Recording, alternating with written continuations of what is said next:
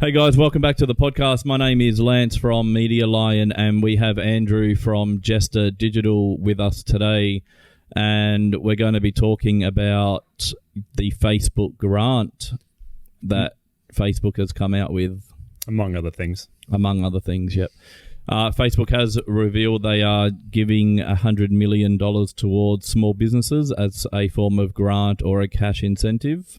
I believe it's a cash incentive or credit or on Facebook their credit Facebook platform. Yeah, so it can be used in multiple ways. They haven't released all specifics yet, but there actually is a link on their business website that you can go have and sign up for updates. Sure. So I think that's probably the best way to go about it. I did that yesterday. Yeah, I did too. With 2 emails. Yeah, basically. So I think, like I said, they haven't released all the details, but, when they come available, you'll be the first to know. So we'll pop the link in the bottom of the video. Yeah, we'll definitely pop the link up and you can just register, and so you can get their updates. It's going to be eligible for 30,000 people across the world. I guess if we're one of the lucky ones, so be it. That's it.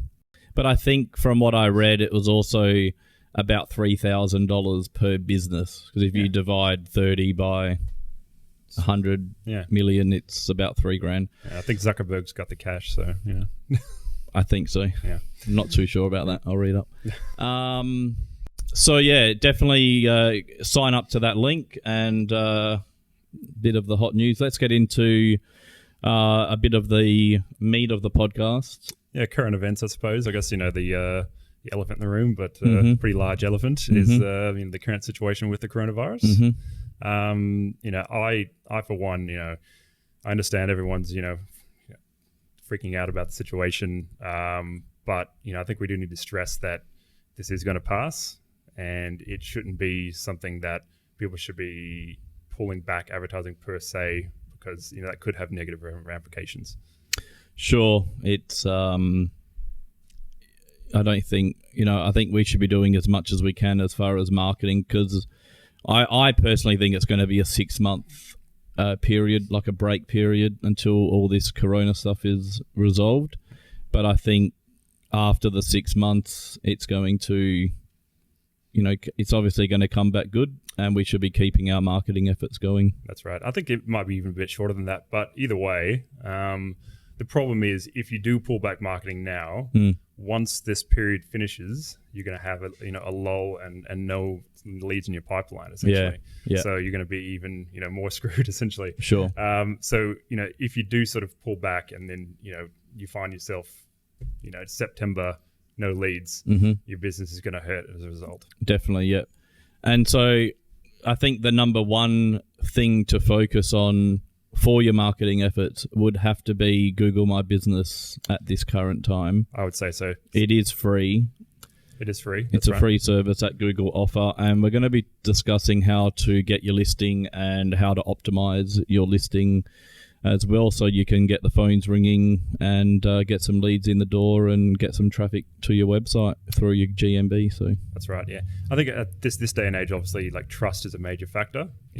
People just want to have a trusted business, and having a property that has Google reviews attached to it, is a major sort of selling point for sure. Sure. So what is, for the listeners out there who, because I talk to clients and prospects every day, and it's amazing how many people don't know what Google My Business is, let alone how to optimize it.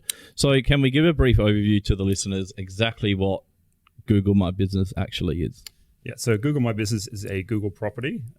Essentially, it's a claimed listing that you claim via a postcard sent to your brick and mortar address. You can then put in all your details about what your business does, add some photos, videos, posts, that sort of thing. So, which we'll get into on how to optimize it. Yep, that's right. So, even for businesses that don't have a website, it's still a property that you could be listed on.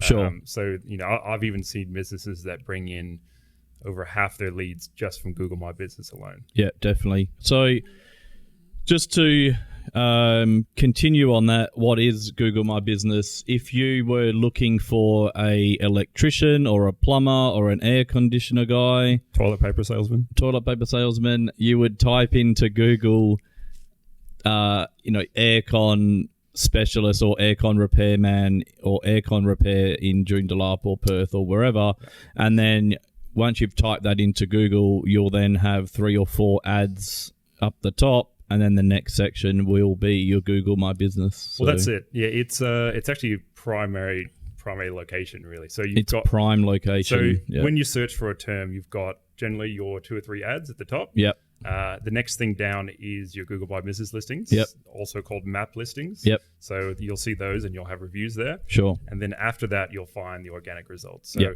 organic results get pushed further and further down the page, as time goes on. A lot of people, I think, do look at ads as not as trusted these days because clearly they bought their way to the top. That's right. They still serve a purpose, obviously, but they still work. Yeah, but that's another day. But Google My Business obviously is something that is peer reviewed by actual people, and people trust that. So I think when people see that and they can see actual reviews on an actual business, they're bound to click on that more than something else. 100%. Yep, definitely right. And so, how do people verify their listing? Yeah, right. So to verify a listing, you actually have to sign up to the platform, send a physical postcard out to your address. That will have a little code in it, and then you actually just insert that code and then claim it that way. Sure. And I find the easiest way to access my Google My Business is to go to my Gmail account, because you will need a Gmail account. So you go to your Gmail account, and once you've gone there, you can see the 6 little squares in the top right-hand corner. You can click on that.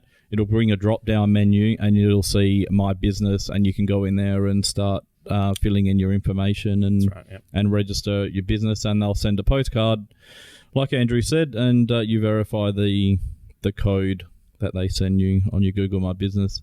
Then once you have your listing verified, you really want to optimize it so it does show up in the first, That's right. 6 to 10 results. So you do need to do a bit to it, obviously. 100%. Yeah, that's right. So there's a number of things you can do. First would be obviously adding as much information as possible about your business, your photos. Obviously, your category needs to be correct. Another thing is a big thing is posts that we'll touch on a bit later. Yeah. But all these things kind of combine to just create a full profile. And once that's done, you're going to have a much higher chance of ranking in the top. Yeah. That's not the whole thing. There's obviously other aspects to it, but if you can have it filled out as much as possible, you're going to be a leg up on everyone else. Definitely. So, what are the different categories that the listeners can optimize? I know there's photos, there's titles, there's description.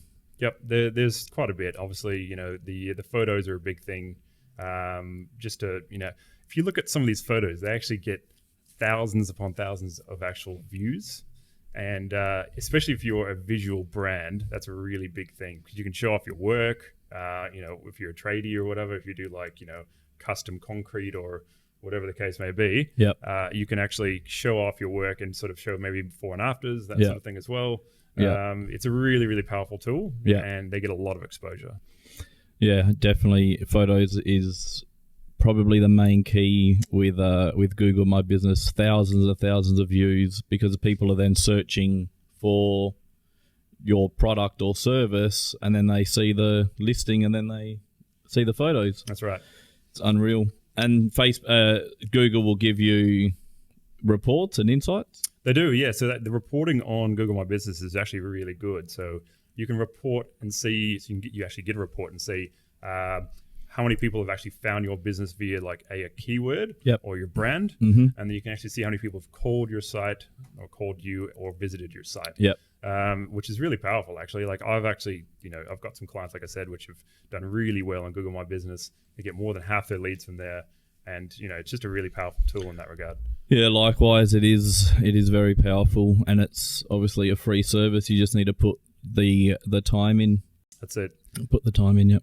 One thing I do think for businesses, once you do have it all done, is actually to get reviews, because that is a very, very big aspect of click-through rate. So basically, if you have 3 listings in the top, one of them has 2 reviews, one of them has 25 reviews.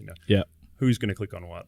I think it's part of the process in sales that as a consumer you need to be able to just ask the question. I generally help my clients with that in terms of like setting something up. Sure. Simply because it's not something you think of, I think, first time. It's something you kind of have to just get into your process and sort of and get there over time. Yep, definitely. Yep, 100%. How else can they optimize their listing? It's a fair bit. I mean, one big thing I think is the posts you can do. Sure. So posts are somewhat new, but essentially it's kind of like posting on your Facebook wall. So you can post a product, service, offer, something that's new. You can put in photos. You can put in a link. A whole bunch of stuff basically. And essentially, I think really people should be using that service as much as possible. Yep. The posts do stay on there for 1 week, 7 days. Yep, yeah, 7 right. days. And so, like, I would say, generally would recommend going once per week at minimum, just to keep that content fresh and rotating through. Yeah, definitely. So definitely be posting every 7 days. They do expire, and then we just find that the more you give to Google, the more they will reward you. It's all the 1% stuff, So, I think a lot of people do the 99% stuff, but it's all the little 1%ers that will add up to make your campaign as good as possible. Yeah, definitely. So we have photos and taking photos. I would also recommend you get one of your employees or a friend or a family member take photos of your facility or your service or what have you, and then post it to your Google My Business. Yep. Because Google My Business will have sections for photo, customer photos, owner photos, 360 video, more video section. So I would try to upload and fill in every section of Google My Business. Every section, yeah. Yeah, fill in as much. Yep. Short description is another thing. So basically that's just a small little description. I think it's 500 words or less. And you can basically just fill in exactly what your business is about. Yeah. You can throw a few keywords in there and whatnot just to sort of like, satisfy the Google God. Yeah. But look, you never want a keyword stuff or anything like that. But sure. I mean, there is a couple little hacks you can go and just make it a bit easier for you. Yeah, definitely. So with the post, there is talking about hacks with the posts that you can do through Google My Business is also to put a link. That's right. That's something I've been doing actually recently. So little secret. Little secret. There is a learn more button at the bottom of your post that you can put in, which is just like a little click to see more. Yep. But you can actually also put in a link in the post itself. Yep. Now that is generally no follow, that link. However, wait for it. There is a Google site that you can create in the back end of Google My Business as well. So this is kind of a crappy little just basic site. You can't really do much with it, but it is something to have there. Yeah. Once those posts expire, they actually go and live on that Google site. Right. And in most cases, I've seen them turn into follow links. Very interesting. Yeah. We will get into the next podcast about SEO, follow and no follow links, but for now, yeah. It's basically just means it's accounted by Google. But, sure. So essentially, you have a Google property, like a Google site, which Google obviously values a lot, and you're getting a link coming from a Google property to your website, which is quite powerful. So with the post, you would put a link going to your website and maybe in the Learn More button. I usually do both. Yeah. Yeah. So clearly, if you're promoting a blog post, you can link through to the blog. Sure. Or if it's a new service or whatever the case may be, you can link through to that particular page. Yeah. And like you said, it's another 1%. Yeah, that's right. Yeah. It's just, all these little things do add up a lot. So, just try to do as much as possible. Sure. We'll get into more of the SEO in the next one. So I know another thing with Google My Business is inputting your products into the product section. Yes, that's right. Which is going to help Google then determine what exactly you're selling, what service you offer, what products you offer, and help you go up in the ranks. Correct. Yeah, it's always really key to also tag your photos when you upload them. Mm-hmm. So tag them as much as possible, just to to increase that other 1% as well. Sure. Yeah. Was there any other sections in Google My Business that needed to be done? You got photos, the videos, a description, your products. Google site. I think that was pretty much it on that.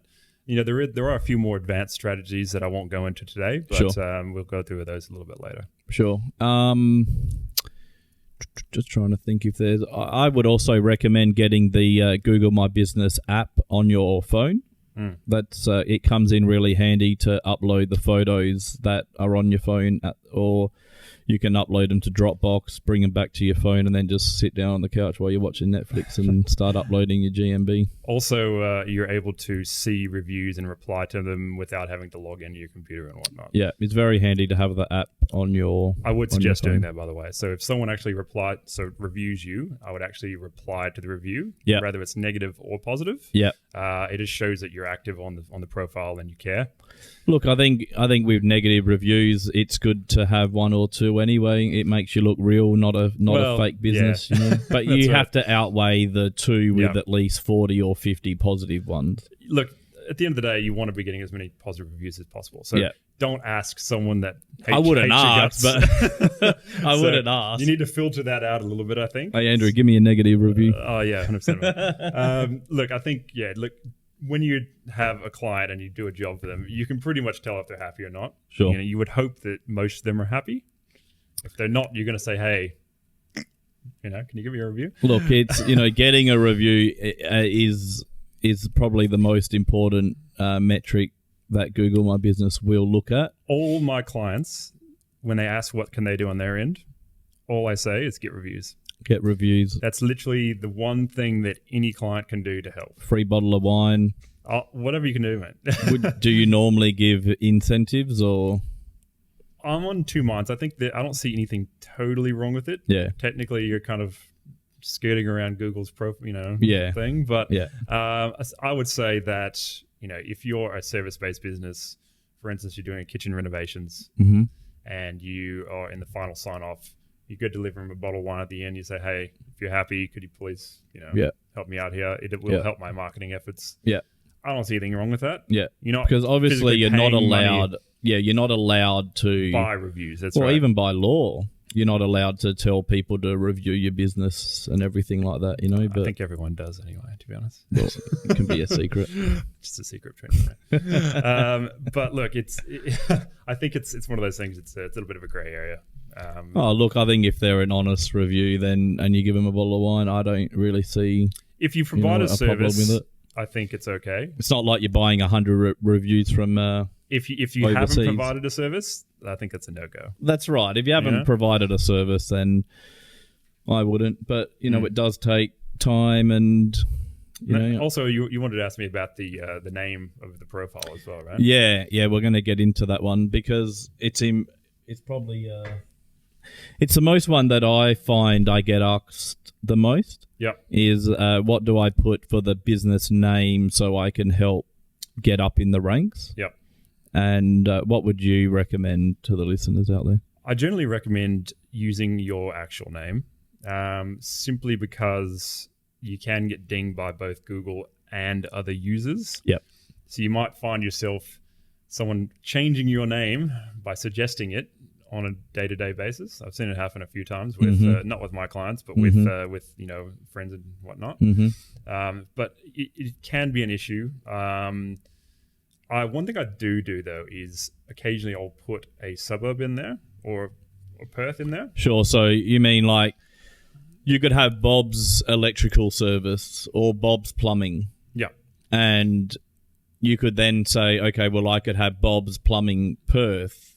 There are a lot of businesses that have multiple locations, obviously. Yep. So if you type in McDonald's, for instance, and your obviously Google My Business is geo-located to where you're at, it will give you a list of 3 McDonald's and then the suburb next to it. Yeah, which I think is obviously really smart. It's smart, right? So, I mean, it's providing, at the end of the day, it's providing the best experience for the user. And that's what I think is important, obviously. So what about if you were a mobile vet and you lived in, say, Baldivis? would you put mobile vet Baldivis? Because if people are in Baldivis and they're searching for a mobile vet and you verified your listing in Baldivis, Yep. would you still do mobile vet Baldivis or mobile vet Perth? This is the sort of question that I get a lot, and there's no real good answer because you can technically do it, but it is a risk. Sure. So you have to kind of, weigh up the risks on this one, I think. Yeah. Because it's not part of your actual business name. That's right. Yeah. Now, the key thing, especially for, we'll go into this a bit more later, but when you have your name on Google My Business, you want your citations and everything else to be matching that exact name. Sure. So, citations essentially are, they're links coming back to your site, but what they used to be pre, Google and SEO is that they were online directories. Mm-hmm. So something like, for people that don't know, something like Yelp or Yellow Pages and that sort of thing. Or white pages online. There's hundreds and thousands of them basically. But what you really want to make sure that you have is that continuity across all of them. Yeah. So if you've got, Bob's toilet paper service Perth, you want to make sure that says exactly the same thing across every single one. Yeah. Same postcode, same name, name, address, phone number. Basically. Yeah, that's right. Name, address, phone number. And additionally, on all these links, I would actually change up the description. Right. So when you go to Yelp and you put your listing in, when you go to White Pages, Yellow Pages, there's heaps of them out there. Just maybe change the description a little bit of the business when you fill in the description or the bio. In a perfect world, you'd want to have a unique description for every single one. Now, I know not everyone has time to do that, obviously. Sure, yeah. But we've got a shortcut. So, in some instances, I find it's easier to write maybe 3 to 5 descriptions. Yeah. And then, rotate them. And how many would you suggest that they do? I'd say... But this is more going down the SEO road. This is going down the SEO road, but it obviously helps out your Google My Business ranking. Yeah. So I generally would do 5 to 10. Cool. And make sure they're all pretty fleshed out. I'm talking like 500 words each. Sure. So not just, 50 words or something like that. Yeah. The more the merrier. So basically what Google does, it looks at each of these links as, its own site sort of thing. And Google actually penalizes for duplicate content, especially externally. Sure. So the key for all these citations is to get them indexed, right? Yeah. So index means Google counts them. So if they don't get indexed, they're basically worthless. Mm-hmm. So if you have 100 citations with the same, description, it's not really going to help you out much because that's right. Google generally won't index them. Sure. So if you've at least got some sort of uniqueness to some of them, you're going to be in a lot better place. Yeah. And so what would you change in the description? What would you change? What would I change? Well, I would just honestly rewrite each one. Sure. So obviously you can say the similar thing, but just, spin it up and just kind of... So it could say mobile vet in Baldivis, 15 years experience, we come to you, 24-hour call out fee or whatever. Basically just your maybe your USP or what you offer, how you're different. Yeah, and then different services. Yeah, that's right. Yeah. So, I think every business owner should be able to think up something about themselves. Yeah, definitely. You would hope anyway. Well, if they need any help, they can reach out to us. Let's put 5 links up to the most common... the common citations or the directory sites. I know there's Hot Frog. Oh, it's heaps, man. White Pages. We'll put up a good 5 and just to help everyone out. No worries. So we'll put 5 links up to help you guys out, and go ahead and fill in those listings for sure. Definitely. Look, I think it's important to stay positive through this and to keep up with your marketing efforts at the same time. Definitely. And I've been making a concerted effort to go out and support local businesses during this time. Like your Coles and your Woolies are going to be fine through all this. Your local shops, they need help. So I'm just going out and just doing as much as possible for these guys. Go get a drink at the pub, go grab some food, help out as much as possible. Check on your neighbors, I've got elderly neighbors that are next door to me, and I go and check on them as much as possible. Yeah. Throw a couple of rolls of TP. Yeah, exactly. But yeah, in these times, it's not all doom and gloom. I think as a country, I think we might even come out of this positively. Well, we definitely will. We definitely will come out positive, and the the economy will have a sharp spike. I saw an article the other day of previous episodes, and then the economy's crashed, and then it's just spiked up in the same year. So. Yeah, that's right. And I think in the end, it's just something we have to deal with. Unforeseen circumstances. It is what it is, but let's look at it as a time that we can come together and just help each other. Aside from the panic buyers, I don't like them, but everyone else is. I think it's going to become a uniting factor for the country for sure. Definitely. If you do need any help, or if you're looking for any free advice, myself and Andrew are both available. You can find us at medialion.com.au or jesterdigital.com.au. We do thank you for listening, and we will be continuing with some other podcasts on SEO and more digital marketing for small to medium-sized business owners.